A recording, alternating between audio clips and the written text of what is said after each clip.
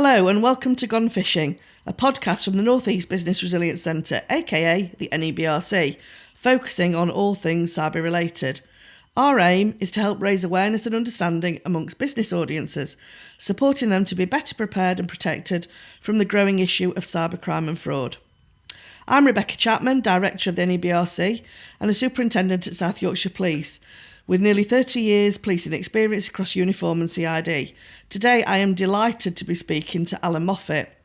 He's a CISO and Director of Business and Cybersecurity Services for Sapphire, a long-standing trusted partner of the SBRC and one of the founding trusted partners from the NEBRC.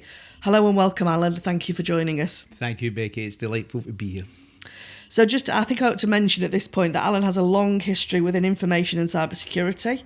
This includes a responsibility for the design and implementation of solutions, policies and procedures for national infrastructures, for UK policing and the critical national infrastructures, including counter-terrorism and national security.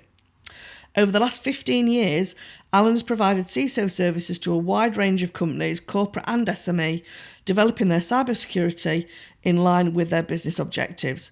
Alan's passion is behavioural profiling and its impact on insider threat.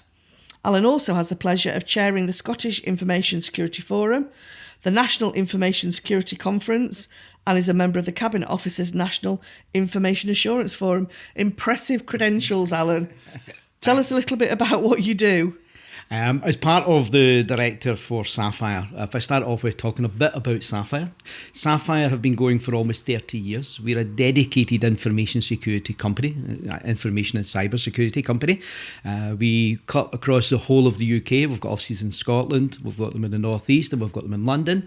And we cover all aspects of cyber security and information security. So we offer consultancy services from CISO as a service right through to penetration testing, forensics, specialist services where we'll look at open source intelligence, and we'll do social engineering. So we'll look at the type of people in your organisation, we'll look what your cyber footprint is on the internet, we'll use that to start to gather intelligence about you, and then we will look to plan attack, and that gives your business and your people in your business an overview of exactly what the threats are more capable to them. In addition to that, Sapphire also a reseller of a number of the top products in cybersecurity, and we also offer managed services. So for companies that either don't have the resources or the skill sets on site, we can actually manage those things. So around about SIM, managed vulnerability management, and also we have a security operating centre that works 24/7, 365, and that always brings in live feeds from threat intelligence and be able to instantly react and contact companies or react on behalf of companies to mitigate the risk to them. So that's the areas we do. We work a number with our partners, with the clients around there, to be a trusted partner and a centre of excellence. We do that by offering them whatever areas of the security be, but we need to do it in such a pragmatic approach to there. At the end of the day, they're experts and run their business, and we want to be able to give them the confidence and the trust that they can sleep at night, that knowing that they're secure and safe and being able to do their business. And do you do incident response as part of that? We do incident response as well. We work with one of our partners and do it on a global basis. So any time, even if someone does get an incident, they can contact their incident response number and they will get initial triage, which they'll be able to decide what the approach they want to deal with. Or for some of our larger clients, they take that on an ongoing basis, and we work with them so that we can actually contain the incident and then rectify the incident and bring them back up to business as soon as possible. Mm-hmm. So just thinking about the wider cybersecurity world and your position on all of these boards, just tell me a little bit about that, about why you become involved in that. Part of it has always been a passion. Earlier in my career, when I first got into security, was within Strathclyde Police. No longer there anymore, it's now Police Scotland. And part of that was when we had to work not only with other police forces to share confidential information, but we also had to work with the NHS, the local authorities, housing associations, to be able to make sure that not only the public were safe, but also the people whose information we're holding was kept and retained. So my early days started off in things like business continuity, building data centres for the Scottish Criminal record office and building national infrastructures for communication to it. So the whole point of that then took me naturally into security, which I've been doing for over 30 years. My passion then developed into that, to seeing how once we actually get within the public sector, we brought in private industry and academia, and part of that was obviously to then try and improve the maturity of security across the UK. And that's where we get involved in a lot of these groups and been able to influence and earlier and younger generations coming through, but also small to medium-sized businesses, which is the backbone of our industry, the UK industry. Okay, so from your sort of informed perspective, what keeps you awake at night? Oh, that's a very big question, can I say, Becky? To be honest, it's like everything in life. There's many things if you worry about, they keep you awake. You know, whether you worry about, something that's happening, a global aspect, whatever else to it. So there's many things. But however, when it comes to cybersecurity, there's not much that actually keeps me awake. And the reason being is that, yes, having been in the position that I'm in, that we see access, what's happening on a national basis or an international basis. We see the international threat. Groups that are coming in attacking it. However, if you start to worry about that and you don't sleep, then it's no good. So you worry about the things that you can actually impact on. And cybersecurity is not rocket science. It's the same way if people take that into kinesis with their home. They know to lock the doors. They know to close their windows. They know if it's a basic house that they will actually ensure that everything's secure. If the window's left open at night, there's a pair of ladders at the side of the house, an opportunist thief will come in and take advantage of that so that you become aware of that. Cybersecurity is exactly the same. You make sure that you look at those and you do the basic elements of security. The problem is at this particular stage, and this is where my main concern would come in, is that the information available to the small and medium-sized businesses is not as easy and straightforward as it should be. But this is where organisations like NEBRC come in and are taking the lead in those aspects. So moving on to that, so when you first heard about the NEBRC, obviously I beat a path to your door quite early on because you were already a trusted partner up in Scotland. Correct. And that's where we took our inspiration from. Why did you think about joining the NEBRC right in the beginning? You know what, this is a key part.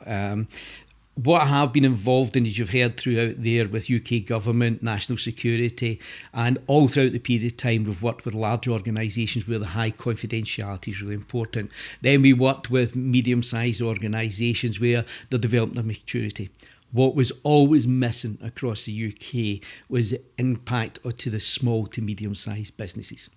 As you're probably aware, the UK government announced there's somewhere in the region of about 4.6 million privately owned companies in the UK at the end of 2021. 4.5 of that 4.6 million sit between either 0 employees, 1 to 9, or up to about 25 employees. That is a backbone. And what's been happening over the period of time is that we have started to move away from giving them the support, and we've worked towards more of the larger type companies.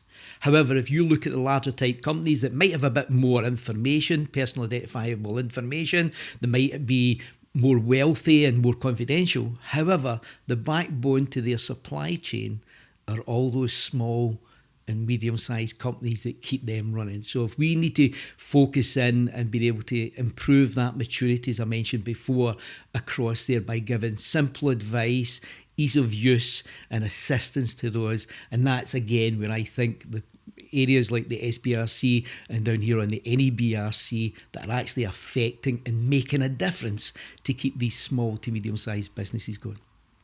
And so when you're looking at small and medium enterprises, what kind of breakdown of information do you think that they need? How easy do they need it making for them? Well, when you think about it, any of those businesses can be, a medium-sized business can be running maybe anything up to 250 employees, but they might have 50 or 60. There could be a law firm that falls into that category, so they deal with high confidentiality. So they become a bit more aware. So they need a bit more information about how to maintain that confidentiality. However, a lot of other companies, maybe 1, 2, maybe no employees, but they're offering a service. They might be running a local product or manufacturing thing. They're creating a widget or an app company, but they've got no idea about the cybersecurity. So simplifying that around if they're putting in a router or an internet service into their organisation, if they're using point of sales because they go to craft fairs it's very simple to give them basic things. Now, the UK government used to be very good at that with their top 10, and we used to have Get Safe online, but I'm starting to see a move away from that now, and that's where the NEBRC is coming in really important and being able to fill that gap again, so these simple basic stuff can be actually done, but it's got to be in plain English. However, what I'm going to say is that companies also need to realise is that they have got a duty of care when they start up their company. So if they have to pay VAT, it's their responsibility to pay VAT. It's their responsibility to pay tax. It's their responsibility to maintain the security of their client information, their customer information, protect any staff or contractors. So they can't walk away just saying, oh, I don't know how to do that, or I didn't know what that was. That's part of running a business. You need to be aware and actually take the appropriate steps to secure that.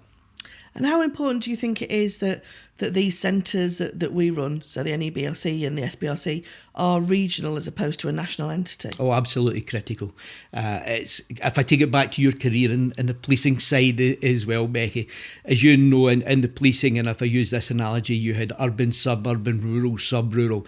These are different types of the way that we actually deal with the culture that deals with individuals. So understanding your region, understanding what's key, understanding what's happening in the region, both from those companies' macro environment, so something out with their responsibility or knowledge, you can influence that and help them deal with that. So absolutely regional is critical to this aspect to it, because without that, understanding what the business, understand the pressure, being able to talk about things that are relevant to them, then we've missed it. We've absolutely missed the point. And we'll move into this centralising. We'll look to say, oh, this is going to be across everybody. And it doesn't work maybe in, if I say the northeast of Scotland to maybe closer to the London belt, to difference in Newcastle, to further areas to it. So again, regionalisation is critical for these to be successful.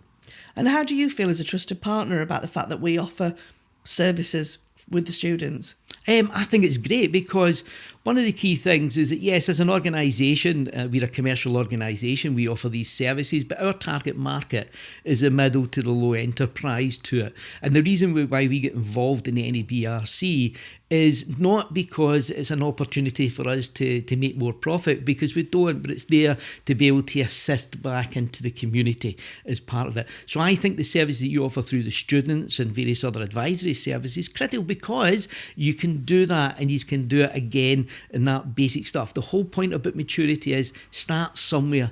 Don't just keep putting it off. And if that's as simple of changing your router, your internet service provider router's password because it's got the default password, or it's about understanding not using Starbucks or any other coffee shops Wi-Fi if you're using anything sensitive, because it could be somebody sitting in a cafe that's actually simulating that's their Wi-Fi and actually grabbing all your details and then getting access to your confidential information to it. So the services offered by the BRCs at local level by students and everything else is actually really beneficial, and that needs to be developed and get across it. And what would you say to a school child maybe that's in secondary school that's thinking about a career in cybersecurity? Oh, absolutely. It's one of the growing areas. Next week, we're actually working with Empowered, and we're doing some cybersecurity work with girls between 13 and 16 to try and bring more inclusivity into it again. We need to start at the ground roots. We really need to be able to do there. And cybersecurity is so wide, and it needs everybody's different kind of attitudes, the way the thought processes that come in to be able to us to develop that. It's a good industry. It's a really interesting one, and it's a well-paid industry as well. It's probably one of the growing, and it's one of the industries where you can go all over the world. That once you've learned the skills here, the basics of cybersecurity, you can go anywhere you want in your career. You can work with a charity to help them if you're high altruistic, as either you like to help people, or you can work with NHSs, or you can go into large global companies and help them protect their security. So it's absolutely fantastic. I would encourage anyone within that age groups at schools, look into it further. And it's interesting. We do a lot with penetration testing. So ethical hackers who go in and the simple things when they realise how easy it is to access someone's laptop, switch on their camera without them knowing about it, and doing all this, and suddenly realise how vulnerable the basic stuff that we're doing, and how vulnerable about putting out things on social media can be used to build up intelligence to then send specific emails to you to try and then get a piece of software to download and take control of your laptop or your corporate stuff. It becomes so interesting, and we need those young minds to get involved in this. They've been used to social media over all these years. They will bring absolutely new things to this industry, and that's what we need right now. Yeah, well, you've been at the cutting edge of that for the last 30 years. So that's been an amazing insight into what you do and Sapphire and the future. So thank you so much, Alan. You're one of our most trusted and oldest partners. So I can only thank you for travelling down from Scotland to speak to us today. Thank you, Becky. It's been wonderful, and keep up the great work. Thank you.